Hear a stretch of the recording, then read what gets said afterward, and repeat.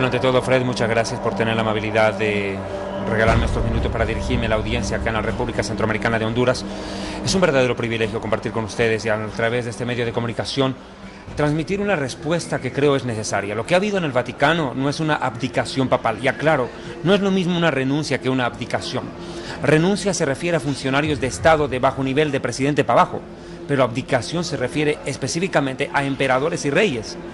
Lo que hubo es una abdicación papal, es decir, que el rey del Vaticano renuncia a su puesto. Pero ¿motivado por qué? Las grandes dudas son la edad, la enfermedad. Ninguna de las dos es la respuesta correcta. Lo que ya se está corriendo, no como un rumor, sino como la verdad que se pretende tapar con un dedo, tapar el sol con un dedo, es que lo que hubo ahí dentro fue un flagrante golpe de Estado.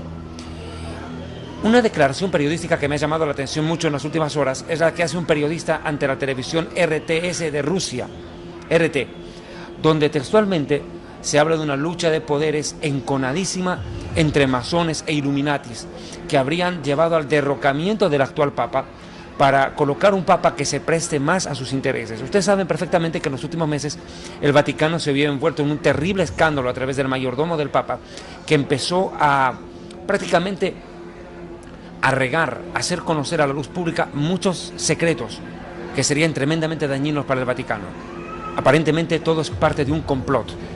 Es más, se sabe que el Papa debía haber renunciado en diciembre del año pasado, pero le pidieron que postergara su decisión, no que la suspendiera, sino que la postergara por un tiempo más. Y claro, para muchos esto es una sorpresa, pero para los grandes del clero del Vaticano esto ya era algo flagrante que se veía venir.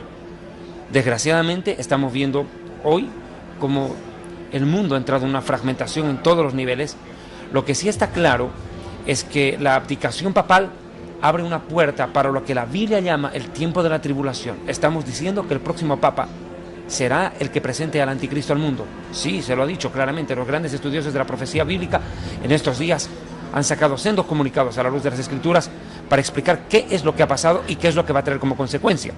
Ahora, aquí tú has dicho profecías, pero ¿cuáles tipo de profecías hay que describir? ¿Profecías de Nostradamus? ¿Profecías de San Malaquías? ¿O las profecías bíblicas? Expliquemos brevemente esto. De acuerdo a las profecías de San Malaquías, Malaquías fue un sacerdote católico muy antiguo, describió que habrían 112 papas en la historia del Vaticano. En honor a la verdad, estamos en el Papa 111, Benedicto XVI. Todos convergen en decir que el próximo papa será el último papa de la historia. Es más, Malaquías se atrevió a dar el nombre, se llamará Pedro el Terrible o Pedro el Romano.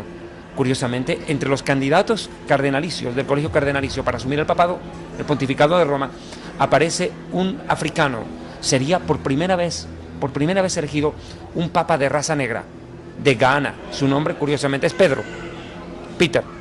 Lo cierto es que se han empezado a tejer en las últimas horas una serie de hipótesis, desde las más medio racionales hasta las ilusas y absurdas, como decir, por ejemplo, que están trabajando en la resurrección de Juan Pablo II para reponerlo en la cabeza del papado.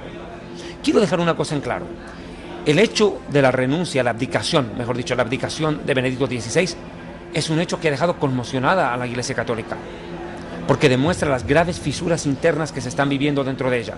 Curiosamente, Nostradamus y San Malaquías coinciden en algo, en que el próximo papa tendrá un antipapa, dicen ellos, y que en los días del siguiente papa, la ciudad de Roma, la ciudad de las 7 colinas, como también lo llama la Biblia en el Apocalipsis 17, la ciudad asentada sobre los 7 montes, será incendiada y destruida, y el último papa dice que tendrá que escapar de Roma y morir en el destierro trágicamente. Eso es lo que dicen las profecías de San Malaquías y Nostradamus, que son las profecías que los católicos creen. Pero ¿qué dice la Biblia? En lo que convergemos es que la Biblia claramente explica que la ciudad de Roma será destruida por un voraz incendio en el final de los días, en los cuales el último papa, se entiende, tendrá que sufrir la consecuencia del incendio. Curiosamente, lo vuelvo a repetir, San Malaquías y Nostradamus hablaron también de lo mismo. Presagios van, presagios vienen. Lo cierto es que la palabra profética, la palabra de la Biblia, es coherente y taxativa. La Biblia describe que estamos en el último tiempo. La Biblia no habla de un fin del mundo inmediato. Claro que sí habrá un fin del mundo, pero la Biblia nos deja claro que algo está a punto de ocurrir. Todos eventos, la guerra Irán-Israel, de la cual yo he predicado abiertamente en el internet, he predicado en los programas de televisión que se han visto en el mundo entero. La guerra Irán-Israel es una guerra profetizada por Jeremías capítulo 49 e Isaías capítulo 17, que describen que la ciudad de Damasco, la capital de Siria, quedará completamente destruida. Y ahorita el mundo está temiendo que si el programa nuclear de Irán no retrocede y si el gobierno de Bashar al-Assad se sigue aferrando al poder en Siria, podría provocar una verdadera catástrofe. Es más, Israel tuvo que bombardear hace pocos días atrás un búnker donde estaban almacenando tremendo arsenal nuclear. Hay que dejar en esto claro, Siria es un peligro para el mundo, porque es el país que tiene el más grande arsenal de gas racimo, de gas mostaza, y es un verdadero peligro para ellos y para los países de alrededor, en este caso Israel. Qué curioso, Israel, que es el reloj de Dios a la luz de la Biblia, y el Vaticano ahorita están metidos en un tremendo problema, en un tremendo dilema. ¿Qué está anunciándonos esto? Que está a punto de acontecer un hecho profetizado por la Biblia. No la segunda venida de Cristo, no el fin del mundo todavía, sino el arrebatamiento de la iglesia. Es un espectacular acontecimiento profético que, de acuerdo a Juan capítulo 14, 1 Tesalonicenses capítulo 4, versículos 13 al 18 y 1 de Corintios capítulo 15, por poner solamente 3 de los más de 25 pasajes bíblicos que lo describen, el arrebatamiento de la iglesia, del pueblo de Dios, está a punto de acontecer. Jesús está a punto de aparecer en las nubes del cielo y recoger a los que le aman, y a su vez dar inicio con el próximo Papa a lo que se conoce en la Biblia como el tiempo de la ira de Dios, donde casi todos los juicios, no casi, directamente todos los juicios descritos por el apóstol Juan en el libro del Apocalipsis hallarán cumplimiento. Eso dice la Biblia, eso es lo que dice la Biblia. Lo que estamos viendo en la actualidad parece ser corroboración de eso.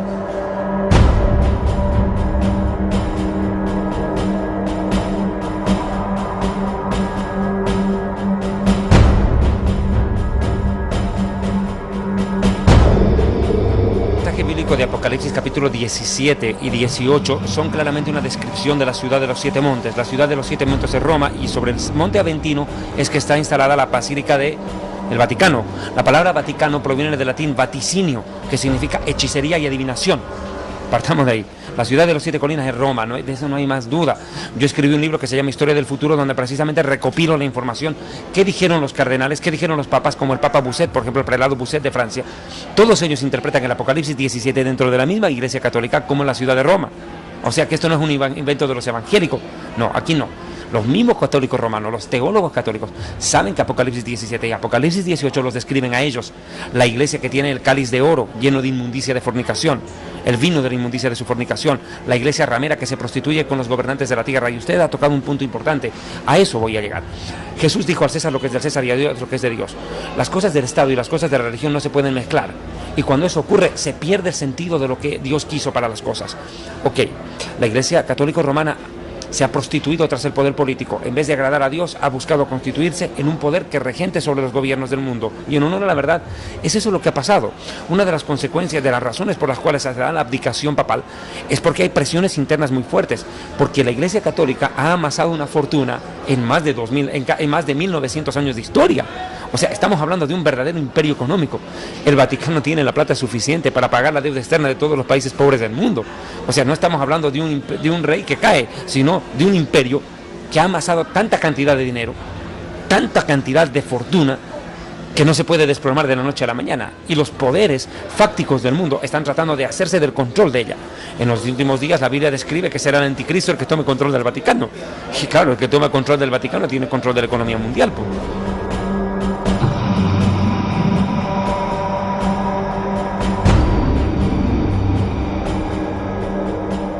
Bueno, lo que estamos viendo es de que Dios está derribando los fundamentos del mundo, el humanismo y la economía, lo que más ama el ser humano, el amor a sí mismo y el amor al dinero, y se están viniendo para abajo.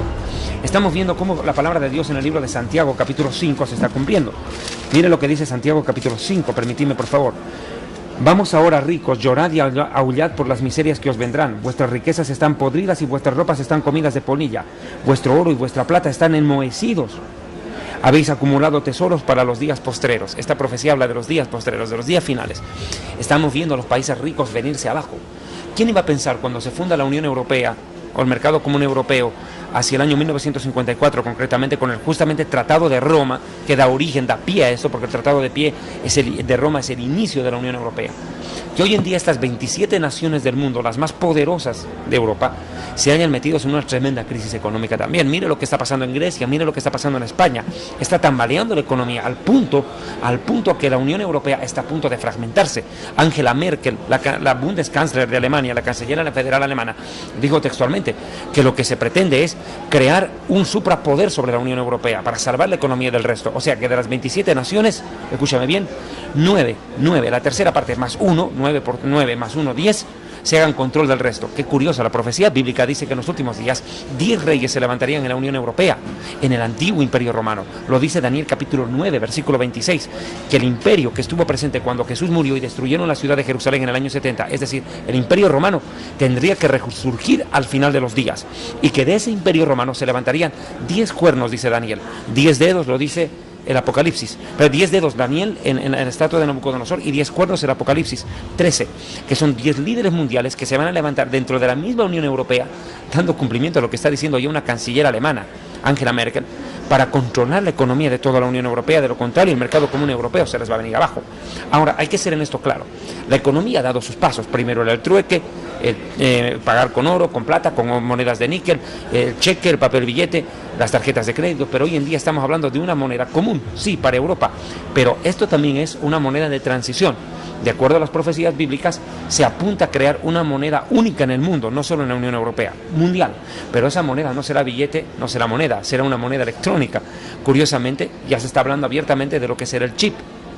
En Estados Unidos, a partir de este año 2013, el presidente Obama ha ratificado que ningún ciudadano americano va a poder accesar a atención médica en los centros médicos a no ser que tenga un microchip implantado en el cuerpo, y esto ha creado un verdadero aspaviento, porque entre los sectores más conservadores de las iglesias evangélicas de los Estados Unidos y aún de las católicas, esto entienden que es la marca del anticristo.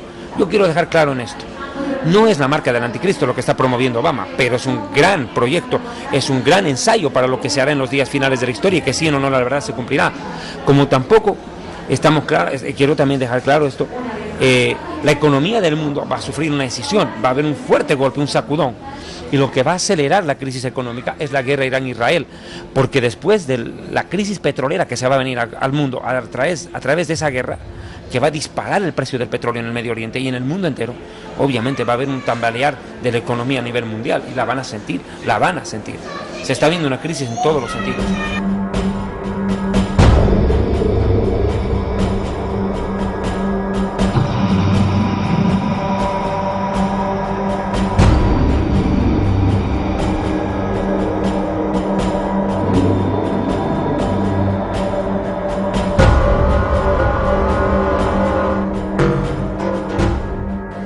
Quiero aprovechar de dejar esto en claro, por favor, no quiero pasar esta oportunidad de decirlo.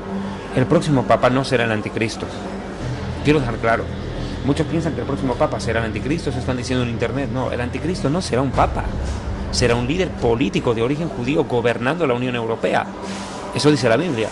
Y que él firmará la paz entre Israel y los árabes, dando lugar a la creación del Estado palestino, la división de Jerusalén entre los dos estados y la construcción del tercer templo judío en Jerusalén.